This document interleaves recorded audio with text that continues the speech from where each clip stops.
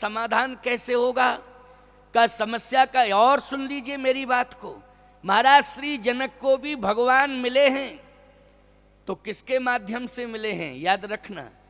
आप कहोगे सीता जी के माध्यम से मिले राम जी। अरे सीता जी के माध्यम से जनक को अगर राम जी मिले हैं, भगवान मिले हैं, तो सीता जी कैसे मिली? पहले ये बताओ सीता जी कैसे मिली?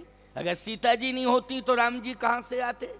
अगर राम जी मिले हैं तो सीता जी की बदौलत मिले। अच्छा सीता जी कहां से आई? का सीता जी आई पृथ्वी से।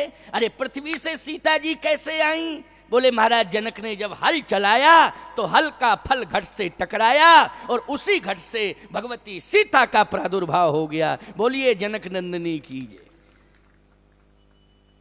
सीधी सी बात है, जब तक खेत में हल नहीं चलाया तब तक सीता जी भी प्राप्त नहीं हुई, और सीता जी प्राप्त न होती तो राम जी कैसे मिल जाते?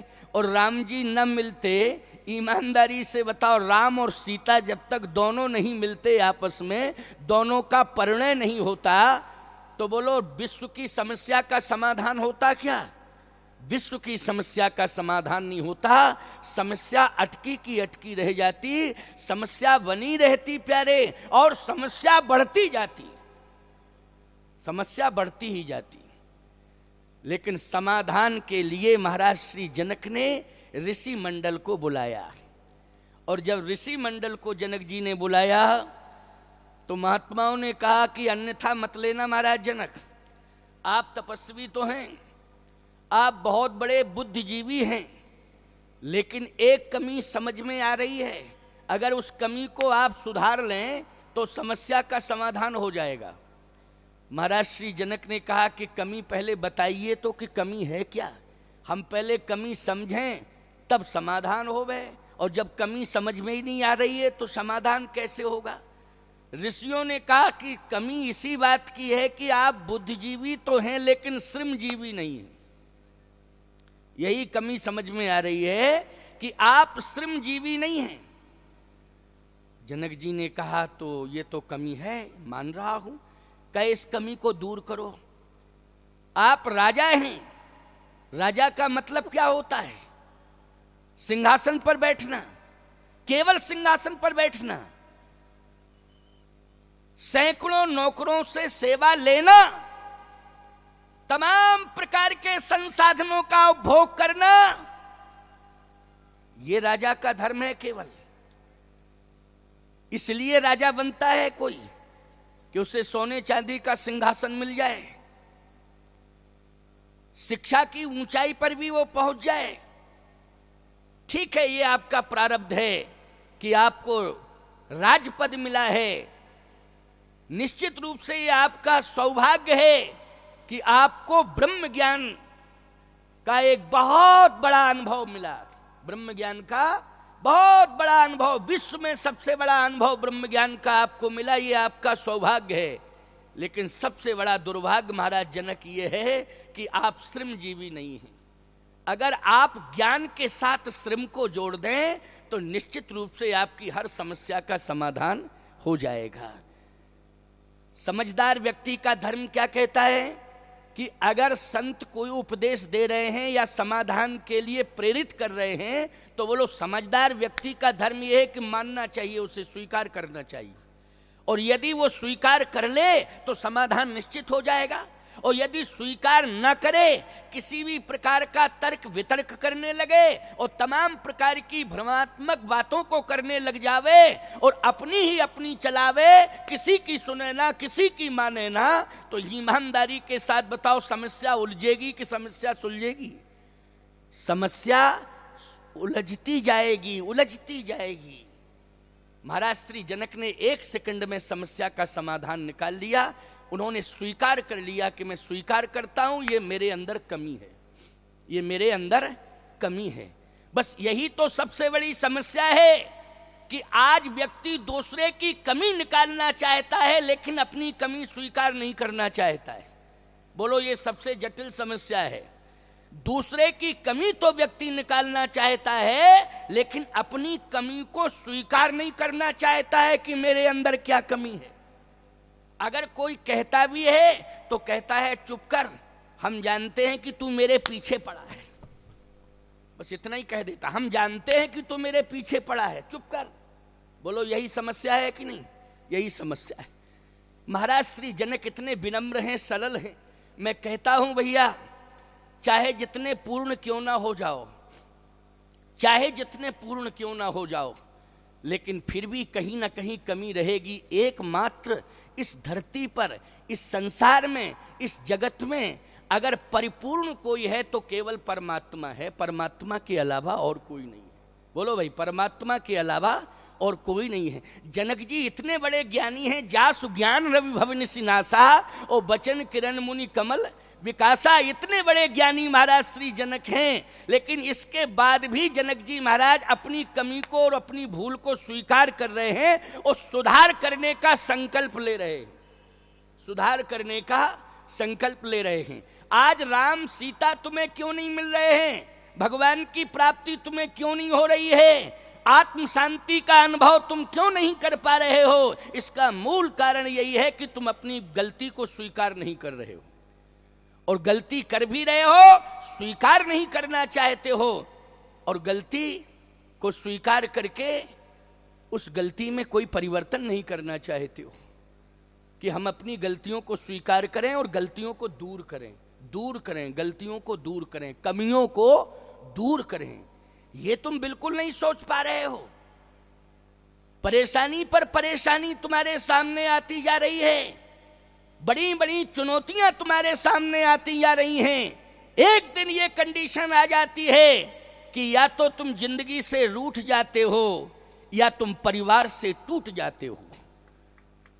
बस यही कंडीशन तुम्हारे सामने आ रही है, क्योंकि गलतियों को तुम स्वीकार नहीं करना चाहते हो। बस बात यह है।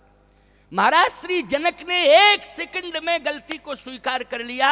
कहा, मैं एहसास कर रहा हूं कि मेरे अंदर कमी है। मैं बुद्धिजीवी तो हूं लेकिन श्रमजीवी नहीं हूं। मैंने श्रम नहीं किया है। मैं गलती को स्वीकार करता हूं और परिवर्तन करता हूं, और आज मैं श्रम को स्वीकार करता हूं। ईमानदारी के साथ बताओ, स्वयं हल लेकर चल दिए कि नहीं चल दिए? जनक जी हल लेकर स्वयं चल दिए। राजा जा रहा है हल लेकर। आज अगर ट्रैक्टर का ड्राइवर, तुम बहुत अमीर हो, तुम्हारे पास लाखों लाख रुपया आ चुका है, भगवान ने बड़ी कृपा की है, तुम्हारी खेती में चौगुना पैदा होने लगा है, लेकिन तुम पैसे के बल पर नौकरों पर डिपेंड हो गए हो। बोलो, हो गए हो डिपेंड कि नहीं? अगर नौकर नहीं आता है तो उस दिन तुम्हारा काम नहीं होता है, उस दिन तुम्हारा काम नहीं होता है। मैं एक बात कहना चाहता हूं, तुम श्रमजीवी क्यों नहीं बनना चाहते हो? श्रम को क्यों स्वीकार नहीं करना चाहते हो? याद रखना, नौकर तुम्हारे सामने हजारों आ जाएं, ये ठीक है, परंतु हमें स्वयं श्रमजीवी बन करके अपने खेत खलियान घर द्वार की समस्या का समाधान करना चाहिए। आज ये हमें संकल्प लेना चाहिए, स्वयं श्रमजीवी बन करके हमें समाधान करना चाहिए, तभी आपकी हर समस्या का समाधान होगा। केवल पैसा ही समाधान नहीं होता है प्यारे, कि पैसा ही समाधान कर दे। मैं एक बात कहना चाहता हूं कि जिनके पास केवल पैसा है लेकिन विवेक नहीं है, याद रखना, वो व्यक्ति पैसा प्राप्त करने के बाद भी समस्याओं से घिरे हुए हैं। बोलो, घिरे हैं?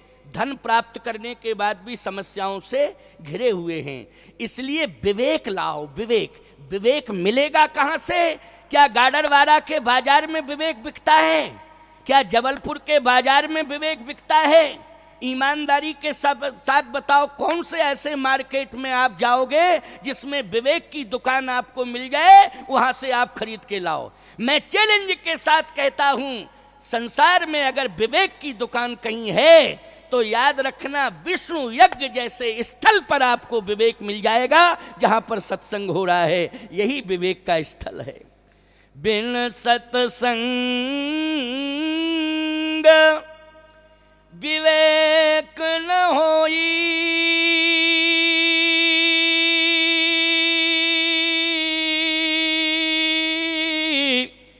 और राम कृपा बिन सुलभ न सोई। राम कृपा बिन सुलभ न सोई, बिन सत्संग विवेक न होई। बोलो रामायण की चौपाई है ना ये, कि बिना सत्संग के विवेक नहीं मिलेगा। और यहां पर क्या हो रहा है, हम तुम बैठे हो, बोलो सत्संग हो रहा है कि नहीं हो रहा है? ये कौन सी दुकान खुली है, जल्दी बोलो। ये विवेक की दुकान खुली है कि नहीं खुली है? बोलो विवेक की सप्लाई हो रही कि नहीं हो रही? किसकी सप्लाई हो रही है? गन्ना की और गुड़ की सप्लाई? यहां ज्ञान की सप्लाई हो रही है। बोलो भाई, गन्ना और गुड़ की सप्लाई नहीं हो रही है, यहाँ ज्ञान की सप्लाई हो रही है। यहाँ विवेक दिया जा रहा है आपको, क्योंकि बिन सत्संग विवेक न होई, और राम कृपा बिन सुलभ न सोई। बिना भगवान की कृपा के ये सुलभ नहीं होता है। अच्छा, यज्ञ भगवान ने कृपा न की होती तो ये सुलभ होता? यज्ञ भगवान की कृपा से सुलभ हुआ कि नहीं हुआ? यज्ञ भगवान की कृपा से आपको ये मिल रहा है कि नहीं मिल रहा है? तो कृपा भगवान की हो गई है, अब इसमें चूकना नहीं है। अब विवेक यहाँ पर आपको दिया जा रहा है, ज्ञान दिया जा रहा है। इस ज्ञान को आप केवल इस कान से सुने, इसका दूसरे कान से निकाल दें, ये नहीं करना है। इसको हृदयस्थ करना है। और जो चर्चा आपके सामने हो रही है, जो भी ज्ञान का प्रसारण चल रहा है, जो भी आपको सुंदर सुंदर दिव्यतम समाधान के एक तौर तरीके बताए जा रहे हैं सत्संग के माध्यम से, उनको आप हृदयंगम करना और समय आने पर उनको आप यूज करना, समय आने पर उनको उपयोग में लेना। मैं दावे के साथ कह सकता हूं, आपके परिवार में, आपके जीवन में कोई समस्या नहीं रहेगी, हर समस्या का समाधान हो जाएगा।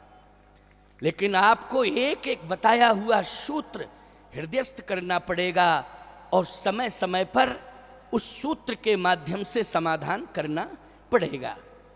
महाराज श्री जनक ने कहा कि मैं अभी स्वीकार करता हूं इस व्यवस्था को। हल लेकर चल दिए और स्वयं हल चलाने के लिए तैयार हो गए। अब जैसे ही जा रहे थे अकेले, तो कहा रुको रुको रुको, अकेले क्यों जा रहे हो? अरे आपने हमसे कहा, हम चल दिए। कहा नहीं, वो महारानी कहाँ गई? महारानी, महारानी को बुलाओ। अब महारानी आ गई।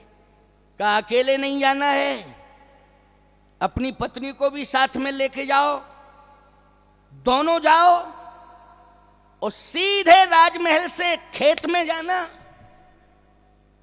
और खेत में जाकर के दोनों हल चलाओ। समझ में आई तुम्हारे बात? हाँ, कह तो रही है समझ में आई बात। बात समझ में आनी चाहिए, रामायण की बात सुना रहा हूं। अगर तुम्हारा पति मेहनत कर रहा है, उसका तुम सहयोग करो, तुम्हें सहयोग करना पड़ेगा।